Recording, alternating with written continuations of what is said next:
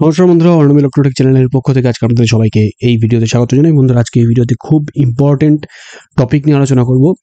বন্ধুরা, জানেন যে ভোটার লিস্টের নাম তুলতে গেলে বা ভোটার লিস্টে কোনো সংশোধনের ক্ষেত্রে কিন্তু নতুন একটা আলাপ আলোচনা বা জল্পনা কিন্তু শোনা যাচ্ছে। তো সেটাই আজকে আমি ডিসকাস করবো এই ভিডিওতে। এবার ভোটার তালিকা সংশোধনে বিশেষ অভিযানে নামছে নির্বাচন কমিশনের এই বিশেষ অভিযানকে ঘিরেই তৈরি হয়েছে নানা রকম বিতর্ক। এনআরসির মতো পরিস্থিতি তৈরি করতে চাইছে, অভিযোগ করছে রাজ্যের মুখ্যমন্ত্রী।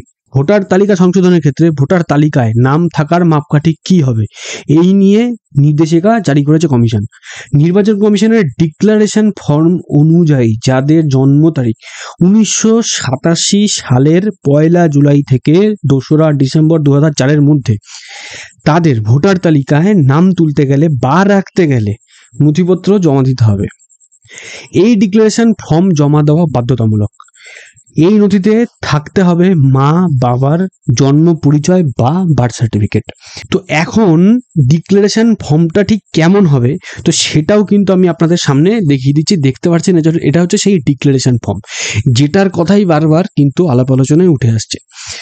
তো ডিক্লারেশন ফর্মের সাথেও আমি এখানে একটা টাইম শিডিউল দিলাম, সেই টাইম শিডিউলটাও কিন্তু আপনারা দেখে নিতে পারেন। এইবার আসবো যে বিতর্কটা ঠিক কোন জায়গাতে আর কেনই বা বিতর্কগুলো উঠছে বারবার। যাদের জন্ম তারিখ 1 জুলাই 1987 থেকে 2004-এর 2রা ডিসেম্বরের মধ্যে, তারা যদি ভোটার তালিকায় নাম নথিভুক্ত করতে চায় বা নথিভুক্তের জন্য আবেদন করেছে, তাদের এই ডিক্লারেশন ফর্ম ফিল আপ করতে হবে। আর সেখানেই মা বাবার জন্মের তারিখ আর স্থানের প্রমাণপত্র দিতেই হবে। এই তারিখের মধ্যে অনেকেই নথিভুক্ত, অনেকে আবার আবেদন অলরেডি করেওছে। এবার পরের পয়েন্টে আসি, যদি কেউ এই উল্লেখিত নথি জমা দিতে না পারে, তারা কি তাহলে ভোটার হবে না? যারা এই ধরনের কন্ডিশনের মধ্যে আছে, তো তাদের কি হবে? এর আগে যারা জন্মগ্রহণ করেছেন তাদেরই বা কি হবে? এই নিয়ে কিন্তু বিতর্ক তৈরি হয়েছে।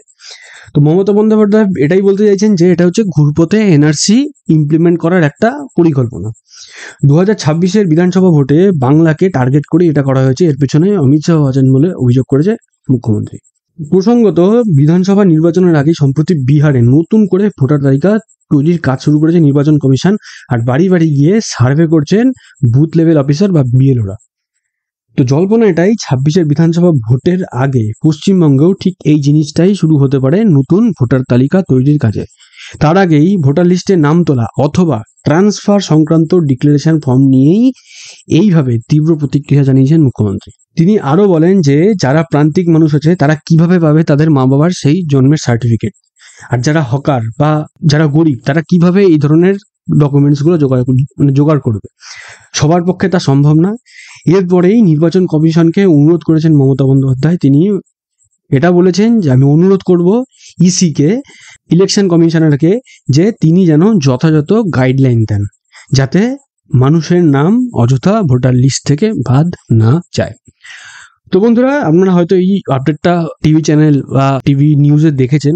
তো এখনো পর্যন্ত এই জিনিসটা নিয়ে কিন্তু পুরোপুরি ক্লিয়ার কাট কোনো রকম ইনফরমেশন কিন্তু পাওয়া যায়নি। বাট এই যে ডিক্লারেশন ফর্ম যেটা বলা হচ্ছে, সেটা কিন্তু অলরেডি ইসিআইয়ের ওয়েবসাইটে বা ইসিআইয়ের পোর্টালে কিন্তু এটা পাবলিশ হয়েছে তাদের নোটিশে। তো ইন ফিউচার এটা নিয়ে যদি আপডেট আমার কাছে আসে, সেটা অবশ্যই আমি আপনাদের সাথে শেয়ার করবো। তো আজকের ভিডিওটা কেমন লাগলো অবশ্যই কিন্তু কমেন্ট সেকশনে কমেন্ট করে জানাবেন। ভালো লাগলে লাইক করবেন, ভিডিওটা অনেক বেশি করে শেয়ার করুন। এরকম ভিডিও আপডেট আরো তাড়াতাড়ি পাওয়ার জন্য চ্যানেলটাকে যারা সাবস্ক্রাইব করেননি অবশ্যই চ্যানেলটাকে সাবস্ক্রাইব করবেন, আর অলরেডি যারা সাবস্ক্রাইব করেছেন তাদেরকে অসংখ্য ধন্যবাদ। তো বন্ধুরা, ভিডিওটার সাথে শেষ পর্যন্ত থাকার জন্য সবাইকে ধন্যবাদ জানাই। ভালো থাকবেন, সুস্থ থাকবেন।